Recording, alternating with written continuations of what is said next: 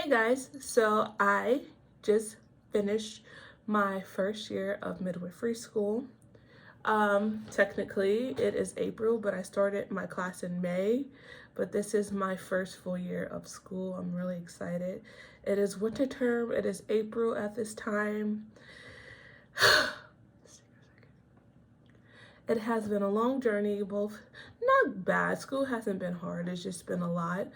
Since it is a degree granting school, you do a little bit more than like a school that doesn't grant a degree, because it's certain, not only is it a degree granting, it does take FAFSA, and so they do have to meet certain requirements. So it does seem like a lot of busy work, but I do tell my other classmates, my peers, that I think they think since it's midwifery school, you have to like go start doing stuff, but we are learning the basics and the foundations, and you have to have something to build off on. So it's okay. It's not bad for me, but I do school all day, except for when I go to clinic. So I know that's not the case for everybody. So this term I took 4 classes, which was lactation, midwifery 1050, which is midwife's assistant. I do have notes, so I'm going to keep looking down just to make sure I cover everything. Clinic 1010, that's basically when you have to have all of your births that is required for the norm as well as for school. Health 1010, which is medical terminology and charting. So lactation 1030, no, midwife 1030, that was the name, that's the official class. It is a lot, and in the aspect of you do a lot of handouts, you do a lot of practice guidelines. Handouts, in practice guidelines, you kind of first go over and one of your English classes if you've taken it. So handouts are basically like basic language that you make for clients that covers a certain topic. So let me see, in this class we had to talk about lactation and how it does with fertility and sexuality. So we had to do a basic handout. So you wouldn't do heavy medical terms. You would do terms where if you're not a medical midwife or any person in the medical field, anybody can understand that, like basic terms. And then we also did practice guidelines. Practice guidelines are more medical jargon. It's kind of like directions. So say for this class, somebody has clogged ducts. How do we handle that? What signs do we see? What tests do we see? Observations, what are they telling us, type thing. And those, it does seem very tedious. It is very tedious. Especially, I love it because I love hate, because when certain topics is very hard to find peer review stuff, but she does require us to have 3 peer review topics, and our books aren't it's like a secondary, it's not a primary source, so it was a little hard for certain topics. However, we're looking at those references within like 5 years, so it's still good information. So you use that when it's time for you to become a midwife. You can use that, give it to your clients. If you're a doula, or if you're like me, I put some of this stuff on my Instagram, you can use it. So it is very good that you do that. And then obviously you just go ahead and modify it as you need it, or make sure that it's current, the information that you are given when you do become a midwife. So it is a lot of work, but it goes on way beyond this class. My next class is midwifery 1050, which is midwife's assistant, and that class is very tedious. You have a lot of assignments. They aren't hard to do, just a lot of assignments. However, one thing that MCU is doing is preparing you for midwifery in the real world. So a lot of assignments that we do have to do in that class, you have to upload it to like your student portfolio that eventually will become your midwife portfolio, which is also a website. But then this class also teaches you how to talk to preceptors, how to contact people, what that looks like, and how to like build that portfolio. So when you're looking for preceptors, you can give it to them and they can see it and see what you're all about. My next class is midwifery Clinic 1010. It was very easy for me. It was very easy for me because I already had all my burps. So the track that I was is there. So the teachers places it, the instructor places it in 2 tracks. I was on the track where, there wasn't a lot of more assignments, but I know some people who don't have 10 or not in a clinical placement, they did have to do a little bit more work for that class. And then finally, health 1010, midwifery, charting, and the class was hard in a good way. Hard that you do learn a lot of terms, but the teacher that MCU has teaching the class, it works out because she is so quirky and is so goofy, and it helps you remember the terms, and she just have mnemonics and things, and it just the teacher for that class currently makes it work.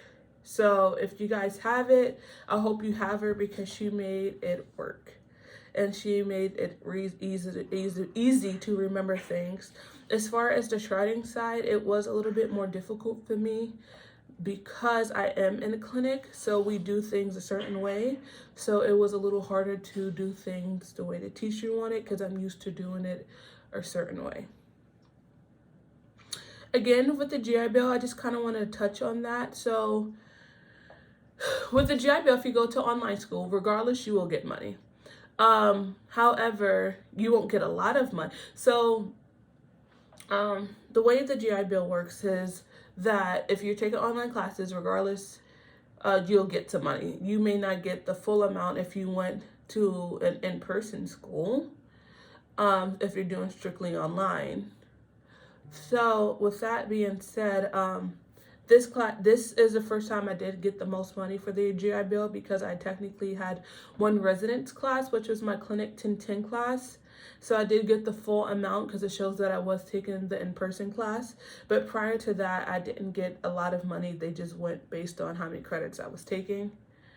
I do believe to get money, you at least have to have, at this school, 6 credits to get money, and because that's what is full-time for this school is 6 credits, but each school may be different. I know for the GI Bill, they want you to be a full-time student, and like I said, 6 credits at this school is a full-time student.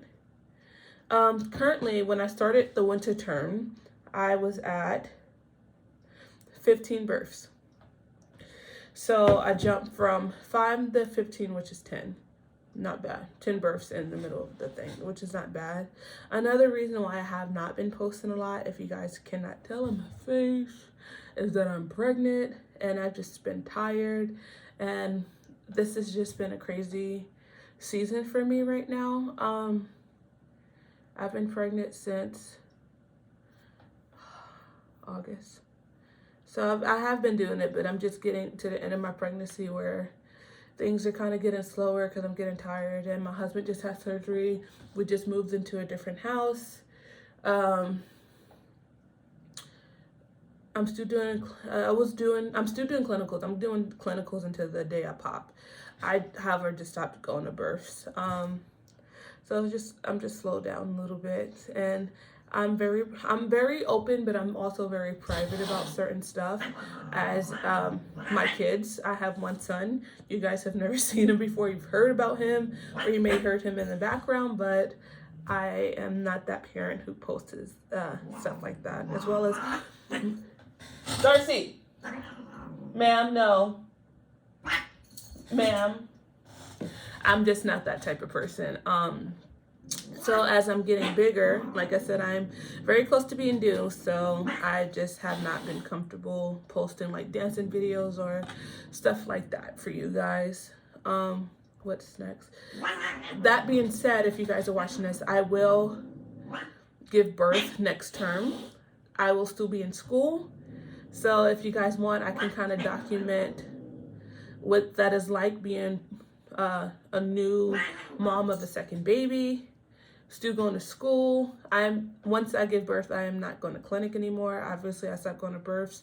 So I think I do plan on doing a skills assessment.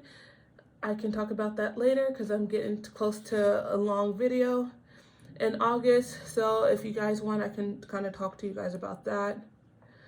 And I do notice that this term, I have noticed that midwifery has been my life, and I don't do anything besides, I don't have any friends or anything besides midwifery. So I have been trying to come up with hobbies.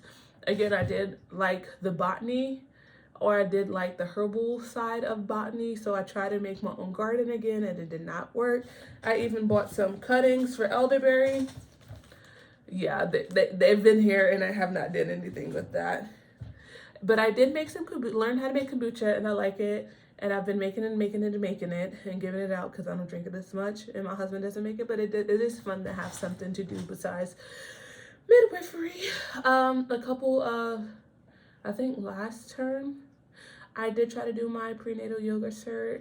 I just got lazy. My goal now until I start next term is to do prenatal yoga and get that cert out the way. Let's see how that goes. As well as make sure you guys follow me on Instagram. I do see the comments that people do make, and it makes me really happy. I do want to post more stuff. I just don't want to keep posting the same thing. Like, I did a day in the life a couple times. So as of now, since I don't have anything to really post, I'm just going to post the shorts like I have been doing, as well as just maybe the end of the semester recaps, as well as if I actually hold myself to doing the yoga, I'll probably post some videos of the yoga in there for you guys. So tell me guys what you want to see. Happy days. Bye.